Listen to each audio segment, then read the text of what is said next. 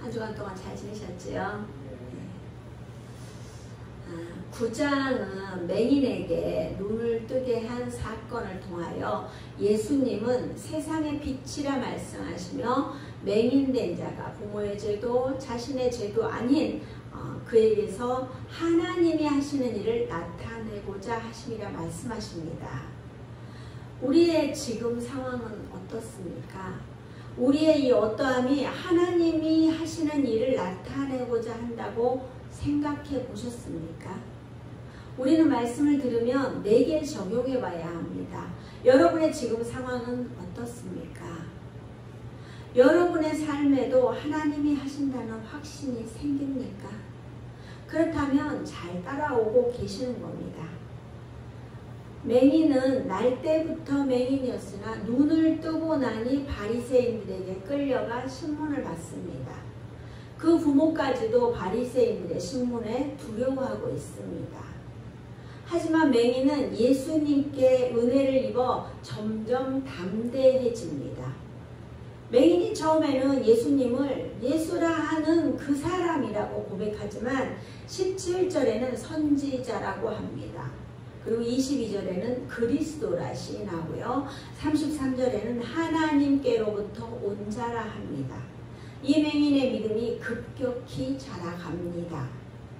이 치유 사건을 통하여 이렇게 점점 믿음이 자라가는 맹인에 비해서 그 부모는 예수님이 자기 아들에게 빛을 준 그리스도임을 알면서도 유대 회당에서 출교당할 것을 두려워하여 공개적으로 신앙을 고백하지 못하고 있습니다.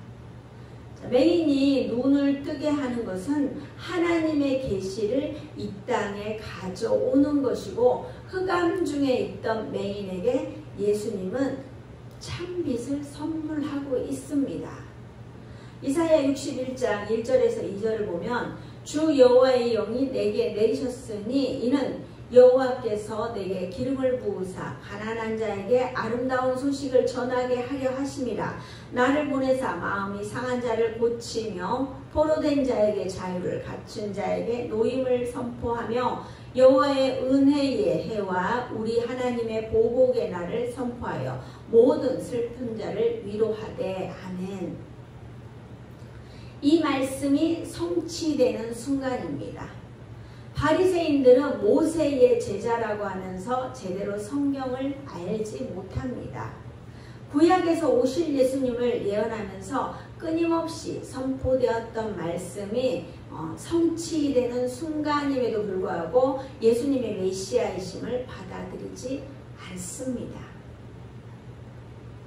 맹인은 성경을 알지 못하고 들어본 적도 없지만 자신에게 참 빛을 주신 분이 선지자이고 그리스도이고 하나님께로부터 온 자라고 선포하는 반면에 이 바리새인들은 맹인이 눈을 뜨고 끊임없이 예수님을 고백하는 것을 보면서도 깨닫지 못합니다. 예수님을 인정하는 사람이 점점 늘어가지만 바리새인들은 꼼짝도 하지 않아요.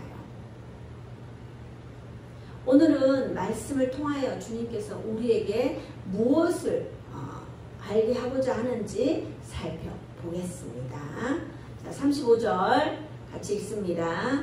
예수께서 그들이 그 사람을 쫓아냈다 하는 말을 들으셨더니 그를 만나사 이르시되 내가 인자를 믿느냐. 아멘. 자, 예수님께서는 맹인이 쫓겨난 것을 들으시고 그를 만나러 갑니다. 만나서 질문을 합니다. 내가 인자를 믿느냐? 예수님은 스스로 인자라고 계시하고 계십니다. 예수님은 자신의 대속적 죽음을 예언할 때 항상 인자라는 호칭을 씁니다. 자신을 인자라 말씀하시고 우리를 찾아오셨다는 것이 중요한 사실입니다. 우리가 주님을 믿으러 나왔다고 생각하는데 이는 착각이라고 전에도 말씀드렸죠. 예수님께서는 우리를 찾아오셨습니다.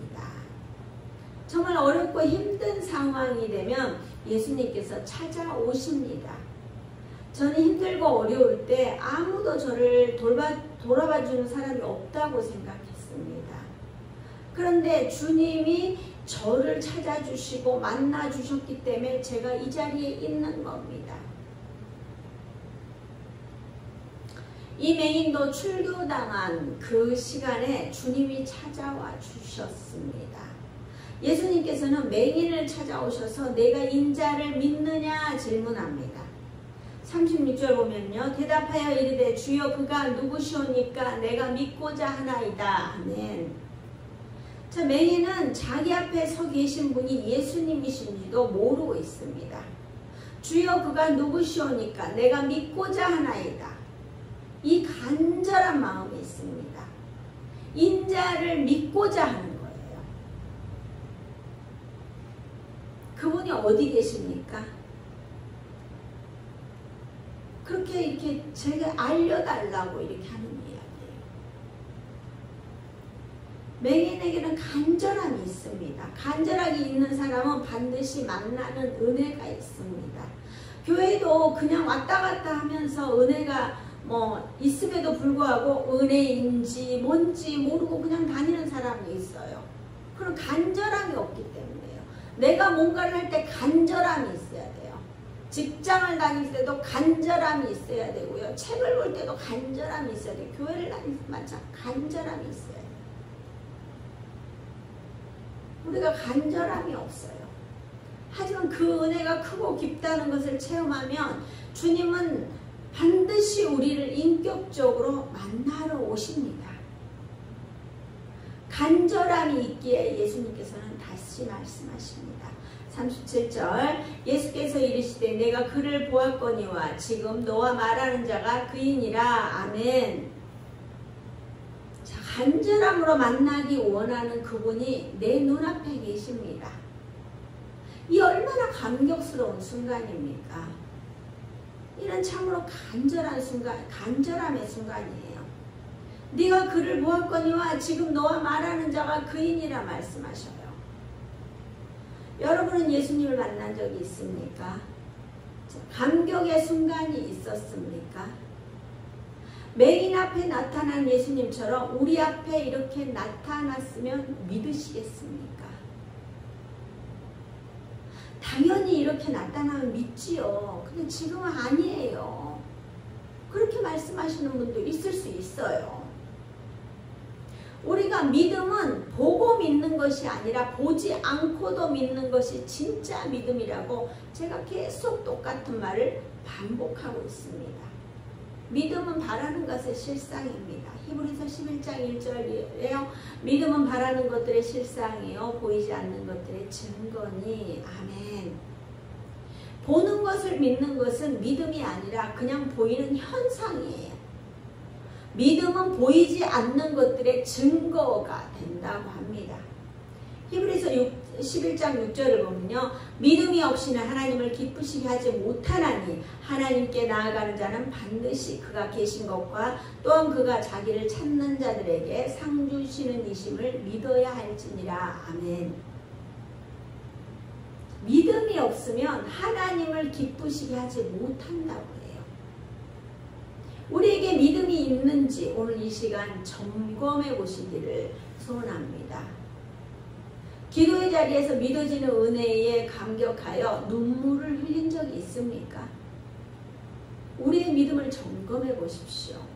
바리새인들은 평생을 성경을 보고 열심히 율법을 지키며 온갖 것들을 다 하면서도 우리의 죄를 대속하기 위해서 이 땅에 오신 예수님은 정작 알아보지도 못하고 죽이려 합니다. 바리새인들은 평생을 믿는다고 하지만 본질은 전혀 예수님을 들어보지도 못했던 사람들보다도 믿음이 없는 상황이에요. 우리도 교회는 몇 년씩 아니 몇십 년씩 다니고는 있는데 구원의 확신이 없는 분들도 계십니다. 우리는 이 말씀을 통하여 우리의 구원을 재점검하는 시간을 가져야 합니다. 지금처럼 예수님을 믿는다고 교회를 다니고는 있지만 자신 안에 구원이 없는 상태를 유지하고 있을 수도 있습니다. 우리에게 구원이 아니라면 내가 하고 싶은 대로 하다가 그냥 죽으면 그만이에요. 보이지도 않고 가보지도 않는 천국, 구원을 우리가 바라보고 있는 거예요.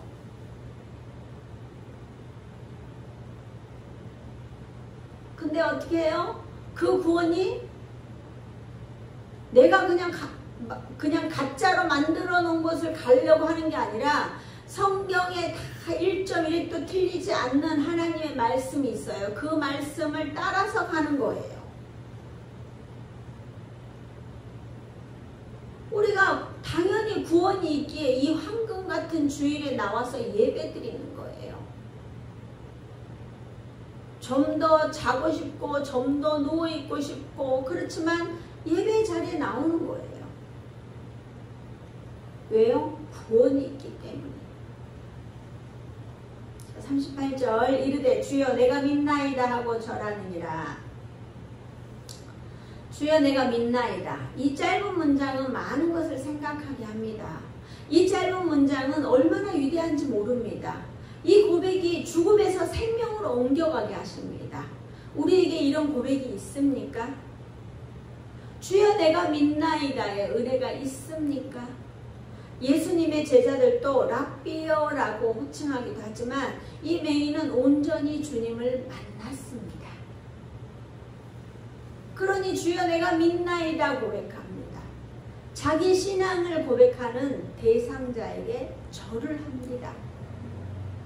이 땅에 우리를 위해 오신 예수님을 제대로 영접합니다. 장차 예수님께서 죽으시고 부활하시고 승천하시어 하나님의 우편에 앉으시고 만인들로부터 받을 경배와 영광을 미리 예시하고 있습니다. 예수님께서는 정확한 말씀을 하십니다. 그냥 믿으라는 것이 아니라 정확한 원칙을 말씀하십니다. 39절 예수께서 이르시되 내가 심판하러 이 세상에 왔으니 보지 못하는 자들은 보게 하고 보는 자들은 맹인이 되게 하려 함이라 하시니 아멘.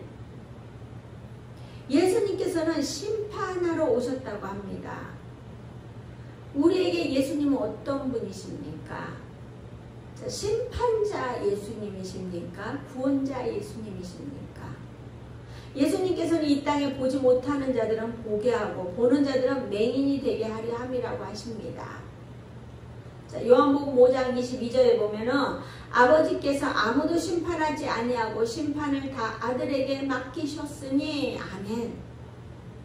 바리새인들이 믿는 하나님은 심판을 다 아들에게 맡기셨기 때문에 심판의 열쇠는 예수님이 가지고 계시는 겁니다. 너무도 단순하고 쉬운 이야기입니다. 예수님을 믿기만 하면 심판이 아닌 구원의 길로 간다는 사실을 바리새인들은 알지 못합니다. 우리는 마지막 심판의 때에 예수님 편에 서야 하는데 바리새인들은 아직 자신들의 감옥에서 절대 나오지 않고 이곳이 좋사오니의 삶을 살고 있습니다. 우리를 심판하러 오셨으나 우리가 믿기만 하면 우리의 구원을 책임지시는 분이 예수님이십니다. 여러분은 이 사실을 믿으십니까? 아멘. 보지 못하는 자들은 보게 하십니다. 지금껏 살면서 말씀을 들어본 적도 없고 본 적도 없는 맹인이 예수님을 만나니 보는 은혜가 있습니다.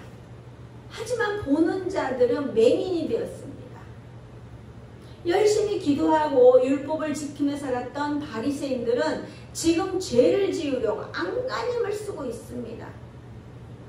얼마나 아이러니합니까? 그렇게 율법은 철저히 지키면서 온전히 나를 구원해 줄 예수님을 못 알아보고 있는 상황입니다. 요한복음을 시작하면서 이 책이 쓰여진 목적을 말씀드렸죠. 요한복음 20장 31절에 보면 오직 이것을 기록하면 너희로 예수께서 하나님의 아들 그리스도이심을 믿게 하려 하며 또 너희로 믿고 그 이름을 힘입어 생명을 얻게 하려 함이니라. 아멘. 자, 예수님은 하나님의 아들 그리스도라는 사실을 요한복음을 통하여 깨달아야 합니다. 깨닫고 끝나는 것이 아닙니다. 깨닫고 제대로 믿고 그 이름으로 힘입어 생명을 얻게 하십니다. 사랑하는 동역자 여러분, 제대로 아시고 제대로 요한복음을 통하여 예수님을 인격적으로 만나십시오. 날 때부터 맹인이었던 이 내용은 요한복음에만 있습니다. 요한복음이 아니면 어디서도 이 말씀을 볼 수가 없습니다. 여기서 믿음이 바로 서지 않으면 어디서 이런 우리에게 믿음의 눈이 떠지겠습니까? 우리 삶에 믿음의 눈이 떠지기를 축복합니다. 아멘. 언제까지 맹인으로 사시겠습니까? 이젠 예수님을 인격적으로 만나서 온전히 주님만 바라보며 사시기를 축복합니다. 아멘. 자, 40절 41절 바리새인 중에 예수와 함께 있던 자들이 이 말씀을 듣고 이르되 우리도 맹인인가? 예수께서 이르시되 너희가 맹인이 되었더라면 죄가 없으려니와 본다고 하니 너희 죄가 그대로 있느니라. 아멘. 자, 바리새인들은 아직도 깨닫지 못해요. 그런데 우리가 맹인이란 말이냐 하고 반문하는 거예요. 앞에서도 그랬잖아요. 자신들은 모세의 제자다. 나는 그 사람의 제자가 아니라 모세의 제자다라고 있어요.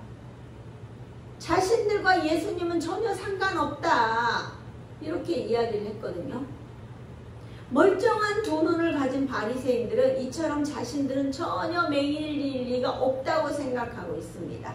그러나 예수님의 관점에서 그들은 차라리 육체적인 맹인이었다면 영적 유익을 더 많이 얻었을 거라는 있을 거라고 말을 합니다. 이 사람들은 영적 맹인인 거죠. 마태복음 18장 9절에 보면은 만일 내 눈이 너를 범죄하게 하거든 빼어내버리라. 한 눈으로 영생에 들어가는 것이 두 눈을 가지고 지옥불에 던져지는 것보다 나으니라. 아멘. 저는 이 말씀을 붙들고 정말 오랫동안 고민한 적이 있습니다.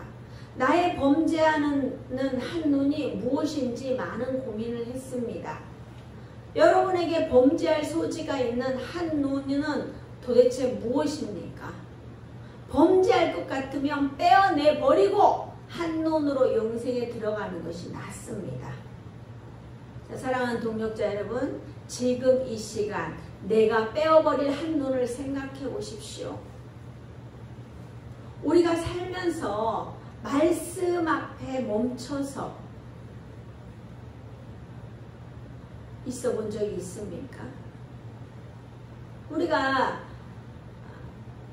계속 책을 읽다가도 이 부분이 너무 괜찮다 하면은 그걸 우리가 생각해 보잖아요. 근데 때로는 한 줄이 안 넘어가서 하루 종일 고민할 때도 있어요. 성경도 마찬가지. 계속 읽다가 한 단어에 꽂혀서 넘어가지 않고 하루 종일 고민할 때가 있어요. 우리는 그런 은혜가 있어야 합니다. 그냥 줄줄줄줄 읽어나가, 물론 줄줄줄 읽을 때도 필요합니다. 하지만 고민해봐야 합니다. 누군가를 만났을 때 아무 말 없이 그와 함께 있어 본 적이 있습니까? 요즘 저는 침묵하는 것이 참 좋습니다. 누굴 만나서도 잠깐이라도 침묵해 보십시오. 새로운 세상이 열립니다. 사랑하는 동역자 여러분, 침묵하는 것이 차라리 죄를 짓지 않는 것입니다. 우리에게 참 믿음이 무엇이라고 생각하십니까? 이 맹인이 출교당할 줄 알면서도 예수님을 택했습니다. 너무 멋지지 않습니까? 이 정도는 우리도 순종할 수 있지 않겠습니까? 우리가 이 땅을 살면서 할 수 있는 대로 최선을 다해 순종해야 합니다. 우리가 순종하고 나아가는 길은 쉽지 않아요. 주님을 믿는다는 것은 쉽지 않아요. 주님을 믿는다고 복에 복을 더하사 이런 것만 있으면 얼마나 좋아요. 주님만 믿으면 모든 일이 만사 형통되면 얼마나 좋습니까? 그렇지만 그렇지 않다는 거예요. 그럼에도 불구하고 우리는 주님만 따라가야 된다는 거예요.